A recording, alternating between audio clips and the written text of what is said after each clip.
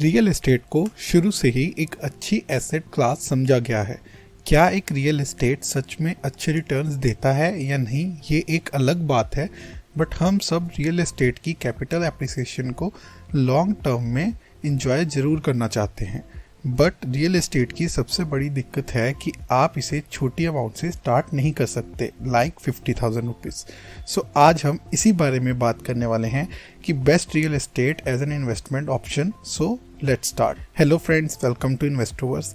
For latest finance and investment related information subscribe to our channel. Real estate में stock market से भी invest किया जा सकता है।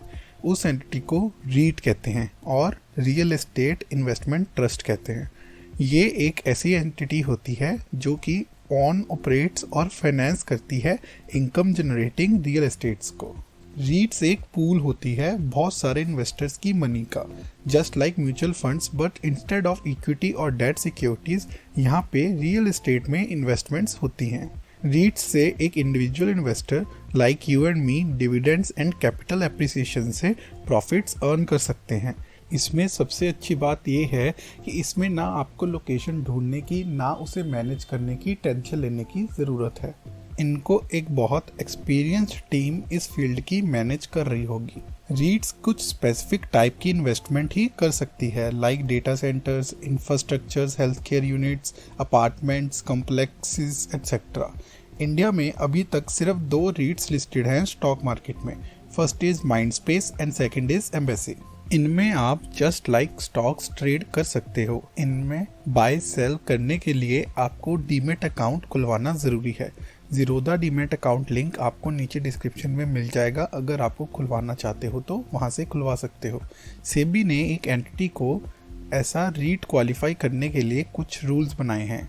उनकी लिस्ट आपको नीचे डिस्क्रिप्शन में भी मिल जाएगी, बट कुछ इंपॉर्टेंट रूल्स जो आपको पता होने चाहिए वो हैं। First is, it is managed by a team of trustees or a board of directors.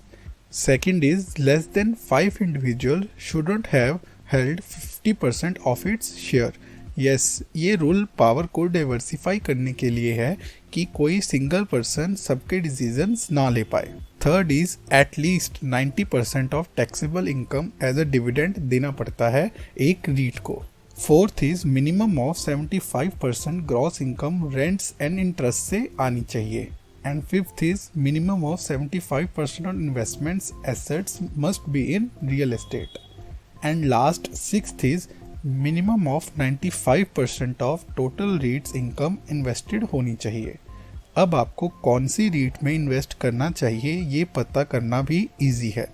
आपको सिर्फ रीट की इन्वेस्टेड लोकेशन देखनी है, लाइक पुणे, मुंबई, एंड अपने आप से पूछना है कि अगर आप रियल एस्टेट में इन्वेस्ट कर सकते हो तो क्या आप उन लोकेशंस में इन्वेस्ट करते कि नहीं। बस इसके अकॉर्डिंग ही अपनी इन्वेस्टमेंट को चुनो। अब रीट में इन्वेस्ट करने से पहले एक प्रो टिप, एकदम से जाके इन्वेस्ट मत करो। रीट की एक शेयर की फेयर वैल्यू और बुक वैल्यू आपको इजीली मिल जाएगी उनके एनुअल प्रोस्पेक्टस और ऑनलाइन भी। सो अगर आप उसे कम और उतने वैल्यू पे मिल रही है सो सही है, वरना थोड़ा वेट करना ही सही रहेगा इंस्टेड ऑफ जल्दी से इन्वेस्ट करना। अब कुछ रीट के एडवांटेजेस एंड लिमिटेशंस के बारे में भी बात कर लेते हैं। First is steadily dividend income and capital appreciation. Second is option to diversify your portfolio. ये एक अच्छी एंड सेव ऑप्शन हो सकती है पोर्टफोलियो डाइवर्सिफिकेशन की। Third is liquidity. Real estate का एक सबसे बड़ा डिसएडवांटेज है कि इसमें लिक्विडिटी बहुत कम है। इसे आप आज खरीद के कल नहीं बेच सकते, बट रीट के शेयर तो आप इजीली ट्रेड कर सकते हो। Now limitations. First is no tax benefits. इसमें कुछ अलग से आपको टैक्स बेनिफिट्स नहीं मिलते हैं। Second is low growth prospect. इसमें ग्रोथ के चांसेस कुछ बहुत ज़्यादा नहीं होंगे, बस एक स्टेडीली ग्रोथ मिलती रहेगी। Now disclaimer, this is not an investment advice, it is just for educational purposes. So do research before investment. So that's it for today's video. We hope you like it. So please like and comment down below and share it with your friends. And don't forget to subscribe to Investors.